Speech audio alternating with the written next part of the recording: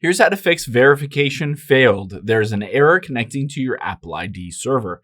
Now, if you're seeing an error that looks like this, essentially whenever you're trying to get on your phone, maybe you're trying to download apps or use it, I'm going to walk you through some fixes.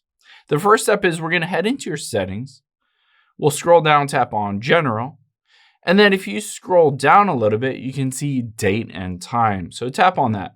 Now, if this is turned off and it's set to some other date and time or time zone, you can see here, for whatever reason, it switched over to Tokyo, January 9th at 12:36 a.m. So essentially, if you don't have the correct date and time of wherever you physically are, you might basically get that error message that the verification failed. So I would always recommend just turning this on to set the date and time automatically.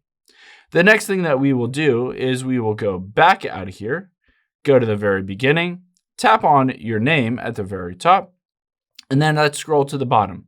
You're going to hit the sign out button. So just enter in your Apple account password or your Apple ID password and sign out of your entire iCloud Apple ID account, and then just log back in. Again, that should verify who you are, that you are the owner of that account. And again, if you get this error, basically that a verification has failed, you're just re-verifying it by signing out and signing back in. After we've done that, let's just go back out of here.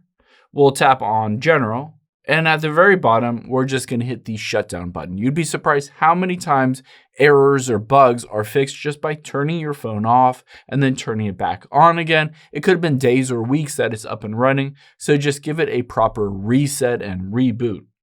After we've done that, we're going to tap on Transfer or Reset iPhone, and we'll hit Reset. Now, once we're in here, we're going to hit Reset All Settings and enter your passcode. This will bring all of the settings on your iPhone back to the factory default. It won't delete any of your personal data, like your photos, your text messages, etc., but it'll bring all of the settings back to factory default. Now, after you've done all of those things on your phone itself, let's check to make sure it's not an issue with Apple. So open up a web browser and we'll type in Apple System Status. And you can see system status here. Tap on that, and you're going to check to see if there's an issue with Apple themselves. So you can open this up and you can see App Store, Apple account. You're going to check these main things and scroll down and see if anything says unavailable or that it's down. If that's the case, that something is down, then essentially you just need to wait an hour or two, and they usually get everything back up and running. And then you should, at that point, not necessarily see this verification failed error.